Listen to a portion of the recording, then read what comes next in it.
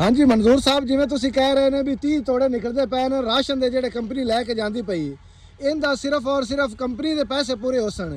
ਮੁੜ ਤੁਸੀਂ ਇਸ ਜਗ੍ਹਾ ਤੇ ਮਕਈ ਵੀ ਲਾਉਣੇ ਆ ਤੇ ਲੇਬਰ ਨੂੰ ਵੀ ਪੈਸੇ ਦੇਣੇ ਨੇ, ਉਹ ਕਿੱਥੇ ਦੱਸੋ? ਜਿਹੜੇ ਕੰਪਨੀ ਕੋਲ ਬਿੱਲ ਲਿਆ ਨਾ ਇਹ ਤਕਰੀਬਨ ਉਹਦੇ ਪੈਸੇ ਪੂਰੇ ਹੋ ਜਾਂਦੇ ਨੇ। ਲੇਬਰ ਦੇ ਪੈਸੇ ਅਸੀਂ ਪੱਲੂ ਦੇਸਾਂ, ਇਸ ਬਾਅਦ ਤੇਲ ਵਾਹ ਇਸ ਮਕਈ ਦੇ 25,000 ਦਾ ਥੈਲਾ ਹੋਇਆ ਖੜਾ ਬੀਜ ਦਾ, ਉਹ ਵੀ ਲਾਉਣਾ, ਫਿਰ ਲਗਵਾਈ ਵੀ।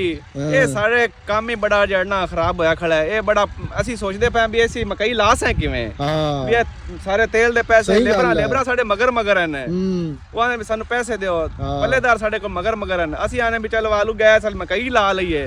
ਹੁਣ ਅਗਰ ਉਹਨਾਂ ਨੂੰ ਪੈਸੇ ਦਈਏ ਤਾਂ ਮਕਈ ਨਹੀਂ ਲੱਗਦੀ, ਮਕਈ ਲਾਈਏ ਤੇ ਲੇਬਰਾਂ ਨੂੰ ਵੀ ਪੈਸੇ ਆਉਂਦੇ। ਅੱਛਾ, ਇਹ ਪਰੇਸ਼ਾਨੀ ਤਾਂ ਤੁਹਾਨੂੰ ਹੈਗੀ ਹੈ, ਤਾਂ ਉਤੋਂ ਠੇਕੇ ਵਾਲੀ ਜਿਹੜੀ ਪਰੇਸ਼ਾਨੀ ਹੈ, ਉਹ ਠੇਕੇ ਵਾਲੀ ਤਾਂ ਸਭ ਤੋਂ ਵੱਡੀ ਪਰੇਸ਼ਾਨੀ ਹੈ। ਅਸੀਂ ਦੁਆ ਕਰਨੇ ਅੱਲਾਹ ਤਾਲਾ ਕੋਈ ਸਬਬ ਬਣਾਵੇ ਤੇ ਸਾਡਾ ਮਸਲਾ ਹੱਲ ਹੋਵੇ। ਵੀ ਸਬਬ ਇਹ ਹੀ ਹੈ ਵੀ ਜਿਹੜੇ ਸਰਦਾਰ ਹਨ ਉਹ ਵੀ ਮਿਹਰਬਾਨੀ ਕਰਨ, ਵੀ ਕੰਪਨੀ ਤਾਂ ਸਾਫਦਾਰ ਹੈ ਜੋ ਆ ਕੁਝ ਲਿਜਾਂਦੀ ਪਈ ਹੈ, ਵੀ ਆ ਆਪਣੇ ਸਾਹਮਣੇ ਨੇ ਇੰਨੇ ਤੋੜੇ ਜਿਹੜੇ ਜਾਂਦੇ ਪਏ ਨੇ, ਕਿਤਨੇ ਲਿਜਾ ਰਹੇ ਨੇ, ਵੀ ਇਹ ਬੀਜ ਹੀ ਬੀਜ ਹੈ ਜਿਹੜੇ, ਇਹ ਵੀ ਤੁਹਾਡੀ ਪਰੇਸ਼ਾਨੀ ਹੈ ਵੀ ਇਹਨੂੰ ਅਸੀਂ ਇੱਕ ਦੇ ਬਿਲੇ ਲਾਉਣਾ ਹੈ। ਅਸਲ ਦੁਆ ਕਰਨਾ ਹੈ ਕਿ ਅੱਲਾਹ ਤਾਲਾ ਆਲੂ ਦਾ ਰੇਟ ਅੱਛਾ ਕਰ ਦੇਵੇ, ਬਾਰਡਰ ਖੋਲ ਜਾਵੇ, ਤਾਂ ਕਿ ਜਿਹੜਾ ਮਾਲਕ ਹੈ ਉਹਨੂੰ ਵੀ ਫਾਇਦਾ ਹੋਵੇ, ਨਾ ਚਲ ਠੇਕਾ ਲਿਆ ਜਾਵੇ ਤੇ ਜ਼ਿਮੀਦਾਰ ਦਾ ਫਾਇਦਾ ਹੋਵੇ, ਵੀ ਉਹਦੇ ਮਹਿੰਗੇ ਆਲੂ ਵਿਕ ਜਾਵਣ, ਤਾਂ ਕਿ ਉਹਦੇ ਠੇਕਾ ਵੀ ਪਰੇਸ਼ਾਨੀ ਹੋਵੇ, ਲੇਬਰਾਂ ਦੇ ਵੀ ਪੈਸੇ ਪੂਰੇ ਹੋ ਜਾਵਣ। ਹੁਣ ਇਸ ਟਾਈਮ ਠੇਕੇਦਾਰ ਵੀ ਪਰੇਸ਼ਾਨ ਹਨ ਤੇ ਜ਼ਮੀਨ ਦੇ ਮਾਲਕ ਵੀ ਪਰੇਸ਼ਾਨ ਹਨ। ਮੈਂ ਨਾ ਵੀ ਗਰੀਬ ਆਦਮੀ ਤੋਂ ਲੈ ਕੇ ਲੇਬਰ ਤੋਂ ਮਜ਼ਦੂਰ ਤੋਂ ਲੈ ਕੇ ਜ਼ਿਮੀਦਾਰ ਠੇਕਾ ਮਾਲਕ ਸਾਰੇ ਬੰਦੇ ਯਾਰ ਬੰਦਾ ਪਰੇਸ਼ਾਨ ਹੈ। ਲੇਬਰ ਪਰੇਸ਼ਾਨ ਹੈ ਵੀ ਉਹਨੂੰ ਰੋਜ਼ ਸ਼ਾਮ ਨੂੰ ਪੈਸੇ ਨਹੀਂ ਮਿਲਦੇ, ਉਹ ਵਿਚਾਰੀ ਚੁੱਪ ਕਰਕੇ ਚਲੀ ਜਾਂਦੀ ਹੈ। ਜ਼ਮੀਨ ਦੇ ਮਾਲਕ ਪਰੇਸ਼ਾਨ ਹਨ ਵੀ ਆਲੂ ਇਹਨਾਂ ਦੇ ਥੋੜੇ ਹੁੰਦੇ ਪਰ ਸਾਨੂੰ ਪੈਸੇ ਕਿੱਥੋਂ ਦੇ ਸਕਦੇ? ਪਰੇਸ਼ਾਨ ਹਨ ਵੀ ਉਹਨਾਂ ਨੂੰ ਅਸੀਂ ਆਨੇ ਆ ਵੀ ਅਸੀਂ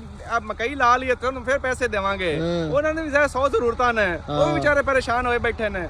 ਹਰ ਬੰਦਾ ਹੀ ਪਰੇਸ਼ਾਨ ਹੈ। ਇਹ ਆਲੂ ਸਾਰਿਆਂ ਨੂੰ ਪਰੇਸ਼ਾਨ ਕੀਤੀ ਖੜੇ ਨੇ। ਮੈਂ ਨਾ ਚੋਕਾ ਹੀ ਪਰੇਸ਼ਾਨ। ਇਹਦਾ ਹੱਲ ਕੀ ਹੈ ਵੀ ਕਿ ਪਰੇਸ਼ਾਨੀ ਕਿਵੇਂ ਖਤਮ ਹੋ ਸਕਦੀ ਹੈ? ਹੱਲ ਇਹ ਹਕੂਮਤ ਜਿਹੜੀ ਹੈ ਨਾ ਸਾਡੀ, ਇਹ ਹਕੂਮਤ ਨੂੰ ਸੋਚਣਾ ਚਾਹੀਦਾ ਹੈ। ਇਹ ਗਰੀਬ ਆਦਮੀ ਤੋਂ ਲੈ ਕੇ ਸਾਰਿਆਂ ਦਾ ਖਿਆਲ ਕਰਨਾ ਚਾਹੀਦਾ ਵੀ ਉਹਨੂੰ ਬਾਰਡਰ ਦੀ ਤਰਫੋਂ ਤਵੱਜੋ ਦੇਣੀ ਚਾਹੀਦੀ ਹੈ। ਸਾਡੇ ਹਮਸਾਇਆ ਮੁਸਲਮਾਨ ਮੁਲਕ ਹੈ, ਉਹਦੇ ਨਾਲ ਸਾਡੇ ਹਾਲਾਤ ਚੰਗੇ ਹੋਣੇ ਚਾਹੀਦੇ ਨੇ।